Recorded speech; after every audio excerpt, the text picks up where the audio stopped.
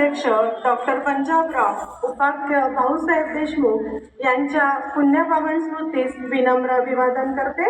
आदरणीय व्यासपीठावरील मान्यवर, आपल्या शाळेचे कर्तव्यदक्ष मुख्याध्यापक श्री मनोजजी देशमुख सर, तसेच कनिष्ठ महाविद्यालयाचे प्रभारी श्री पी.डी. गावंडे सर, नंतर माध्यमिक सत्राचे प्रभारी श्री काळे सर, ज्येष्ठ विज्ञान शिक्षिका अंजलीताई रेचे मॅडम आणि शिक्षकेतर कर्मचारी श्री प्रदीप भाऊ भारसाके, हे उपस्थित सर्व मान्यवर, आज राष्ट्रीय विज्ञान दिन आपण आपल्या शाळेमध्ये मोठ्या उत्साहाने साजरा करतो आहे। या राष्ट्रीय विज्ञान दिनासाठी आपल्याला प्रमुख पाहुणे म्हणून लाभलेले व्यक्तिमत्व म्हणजे ज्ञान, संशोधन आणि राष्ट्रसेवेचा सुंदर असा त्रिवेणी संगम असलेले डॉक्टर संतोष जयदेव उके सर, त्यांच्या प्रास्ताविक मला करण्याचा योग आला, त्याबद्दल मला मनस्वी असा आनंद होत आहे।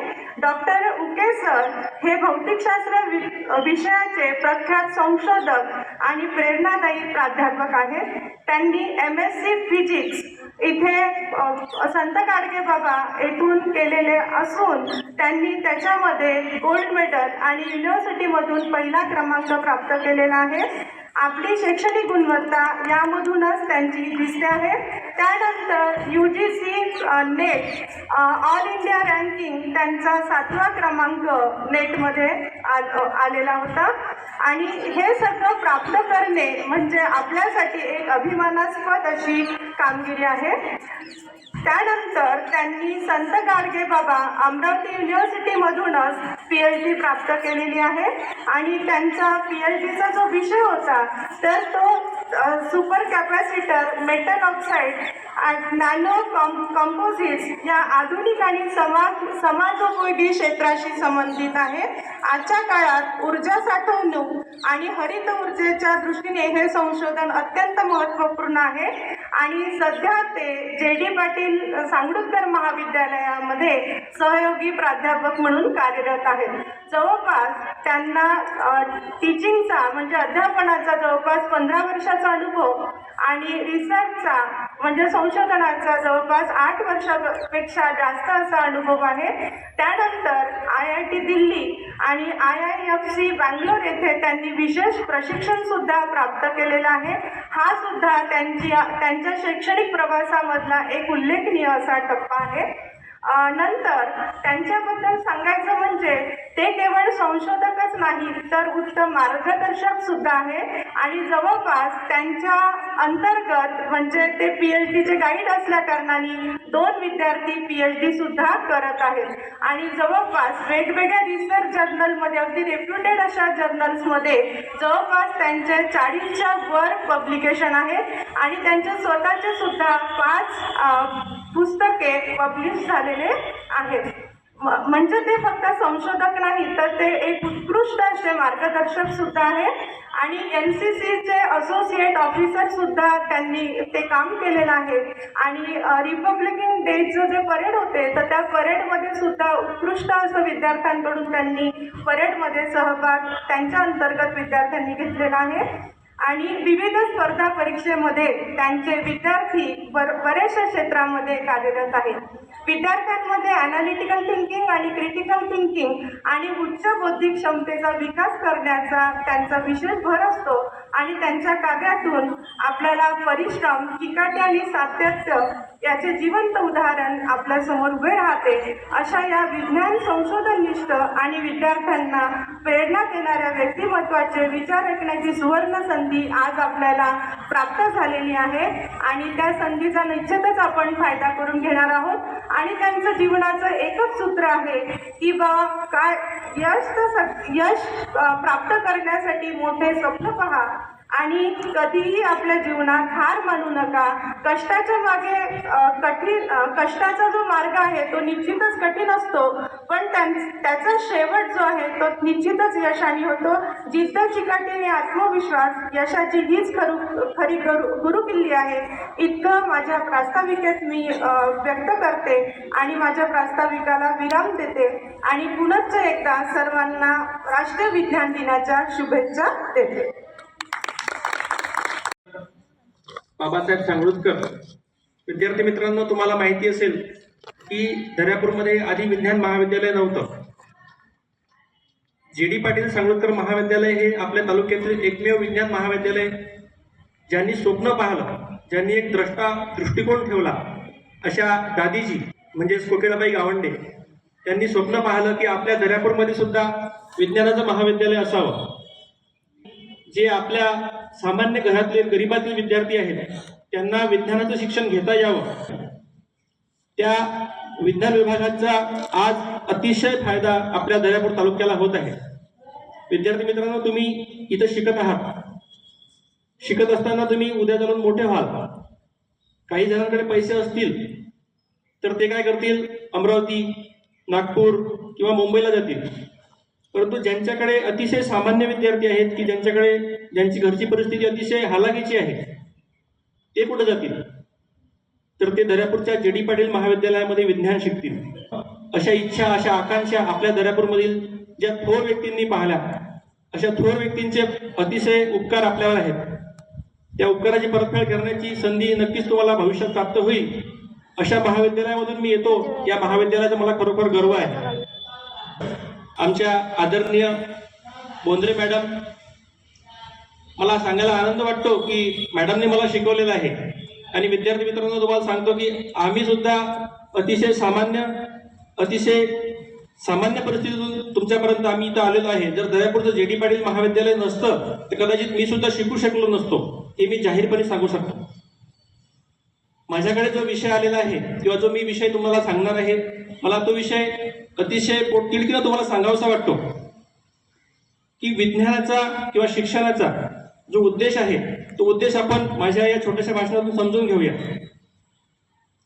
आज बरेचसे विद्यार्थी शिक्षण घेतात आणि बरेचसे विद्यार्थी शिक्षण घेत असताना त्यांचा वेगळा उद्देश असतो.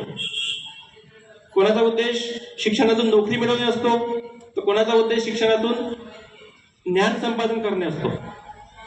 परंतु मला तुमच्याकडून एक उत्तर जसा एखादा चित्रपट शेवटी सुरू होतो, कधी कधी आपण फ्लॅशबॅक मध्ये जातो. आपण असा विचार करू की 1930 आणि एक सुंदरसा समारंभ सुरू आहे आणि सुंदरशा समारंभामध्ये आपल्या देशातील सी.व्ही. रमन, आपल्या देशातीलच नाही तर पूर्ण साऊथ एशिया, हा जो पूर्ण आपला साऊथ एशिया आहे त्यामधला एकमेव व्यक्ती एक मोठ्या समारंभामध्ये आपला भारतीय एक व्यक्ती नोबेल प्राइज स्वीकार करत आहे. त्या व्यक्तीला तेव्हा काय आठवलं असेल, त्या व्यक्तीच्या डोक्यात काय स्वप्न असतील किंवा त्या व्यक्तीला आपला इतिहास काय आठवत असेल.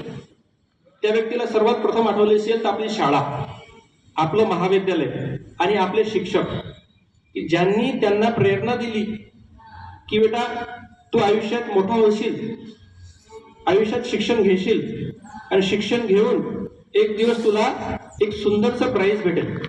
परंतु त्या व्यक्तीनं तुम्ही मला सांगा की खरोखर त्या प्राइजसाठी कार्य केलं असेल का? त्या व्यक्तीला जेव्हा नोबेल प्राइज मिळालं 1930 ला, तेव्हा त्यांनी खरोखर त्या प्राइजचा विचार केला असेल का? आता इथून एक सुंदरसा उदाहरण, जो विषय आपला आहे की शालेय शिक्षण आणि शालेय शिक्षणामध्ये पाठांतर की प्रतिभा विकास. आता पाठांतर आणि प्रतिभा विकास या दोन्ही गोष्टी जेव्हा आपण एक ब्लूम टेक्नॉलॉजी आहे जे एज्युकेशन मध्ये अतिशय मानलं जाते, एक ट्रायंगल असतो असा, त्या ट्रायंगलच्या बेसला मेमरायझेशन हा एक कन्सेप्ट आहे की जेव्हा आपण एखादा कन्सेप्ट, एखादी गोष्ट पाठांतर करतो, हा सगळ्यात बेसिक आणि सगळ्यात खालच्या स्तराचा म्हणजे त्या शिक्षण प्रणालीतला खालच्या स्तराचा एक पाया आहे. बरेचसे विद्यार्थी काय करतात की नुसतं पाठांतर करतात. आता पाठांतर करणे हा पाठांतराचा विषय असा आहे की जेव्हा आपण पाठांतर करतो तर अतिशय कुठलाच विचार नाही करत, नुसतं जे आहे ते पाठ, जे आहे ते पाठ.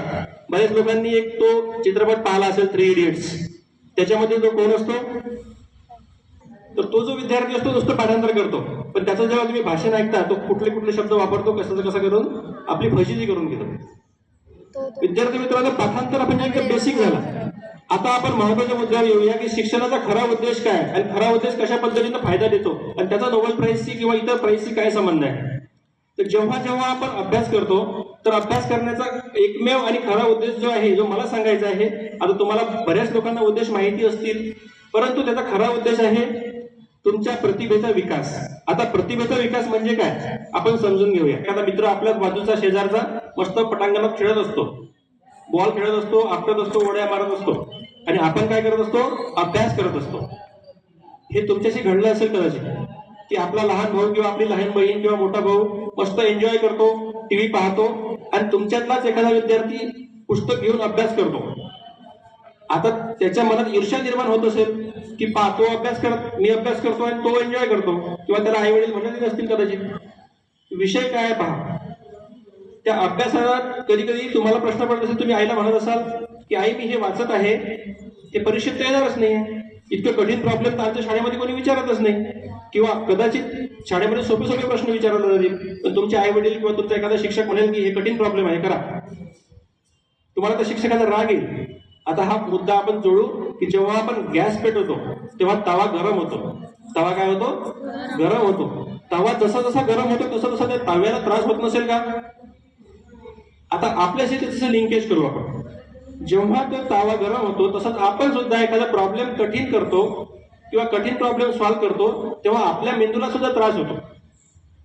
आपल्याला आपल्या बॉडीला त्रास होतो, अभ्यास करताना आपल्या पाठीला त्रास होतो. पण त्रास होता होता होता होता काय होते की जेव्हा जेव्हा आपण कठीण कठीण कठीण कठीण गोष्टी करतो ते करता करता त्याच्या आपल्या डोक्यावर, आपल्या शरीरावर, आपल्या मानसिकतेवर त्याचा असा सुंदरसा परिणाम होतो. त्यांना काय होते की आपला मेंदू घासला जातो. आपल्या साध्या भाषेमध्ये जेव्हा मेंदूला आपण घासतो तेव्हा मेंदू शार्प शार्प अधिक शार्प, मग अधिक कठीण प्रॉब्लेम, अधिक शार्प, अधिक कठीण प्रॉब्लेम, अधिक शार्प, असं करत करत करत करत आणि तो खेळणारा पोरगा खेळत राहतो. खेळणारा इन द सेन्स घरात खेळणारा, ग्राउंडवर खेळणारा नाही, धावणारा नाही, टाइमपास करणारा. तो एकदम आपला मेंदू शार्प होत जातो आणि त्याचा मेंदू स्थिर राहतो. आता मेंदूला एक मानसिक दृष्ट्या अतिशय सुंदर गोष्ट आहे की त्याला तुम्ही जेवढा प्रॉब्लेम द्याल, जेवढं क्रिटिकल थिंकिंग द्याल, तेवढा तो शार्प होत जातो. हे जे मी सांगत आहे हे माझ्या मनाचं नाही आहे, हे सायन्स. तो इतका शार्प होत जातो, क्रिटिकल होत जातो, आणि होता होता होता होता तो एकदम फाईन होत जातो. म्हणजे पहा, तवा काय झालेला आहे, छानसा गरम झालेला आहे. आता आधी एका घंट्याआधी आपण एक पोळी घेतली होती, तव्यावर ठेवली होती, आणि त्या तव्यावरची पोळी थंडी तशीच्या तशीच आहे. परंतु आता तवा गरम झालेला आहे आणि आपण काय करायचं आहे, आता भराभर 50 पोळ्या करू शकतो आपण. एका पोळीला जेव्हा 2 दिवस 4 दिवस जरी झाले असते तरी शक्य नव्हतं. परंतु जेव्हा एक सुंदरसा तवा जेव्हा तापला आहे, तापलेल्या तव्यावर तुम्ही एका घंट्यामध्ये 20-30 पोळ्या सहज करू शकता. मुद्दा काय आहे विद्यार्थी मित्रांनो, लक्षात घ्या. तुम्ही ज्या वयात आहात त्या वयात अभ्यास करणं प्रत्येकालाच कठीण वाटू शकते, किंवा अभ्यास सहज आहे, पाठांतर करणे सहज आहे, पाठांतर कोणीही करू शकते. परंतु कठीण कठीण प्रॉब्लेम सॉल्व्ह करणे, कठीण प्रॉब्लेम मधून आपला रस्ता निवडणे, आणि त्या रस्ता निवडल्यानंतर तुम्हाला काहीतरी वेगळं भेटणे. कारण की तुमच्याच मधले काही विद्यार्थी असे असतील की जे जेई, नीट, IAS, IPS मोठे मोठे अधिकारी बनतील, आणि तुमच्याच मधले काही विद्यार्थी असतील की जे कदाचित वेगळ्या क्षेत्रावर जातील. तर महत्वाचा विषय आहे, माझ्याकडे वेळ अतिशय लिमिटेड आहे, तर महत्वाचा विषय हा आहे की तवा गरम होणे म्हणजे काय. तर तुमचं अनालिटिकल थिंकिंग, क्रिटिकल थिंकिंग आणि प्रतिभा विकास होणे. तर तुम्हाला करायचं काय आहे की तुमच्या शिक्षणाचा, तुमचा अभ्यासाचा जो उद्देश आहे तो उद्देश आहे की तुमचा मेंदू शार्प होणे. आणि मेंदू शार्प होण्यासाठी एकमेव उपाय असा आहे की तुम्हाला जास्तीत जास्त कठीण कठीण कठीण आणि कठीणातले कठीण प्रॉब्लेम सॉल्व्ह करणे. मग तुम्ही म्हणाल सर हे तर आम्हाला कोणी सांगितलंच नाही.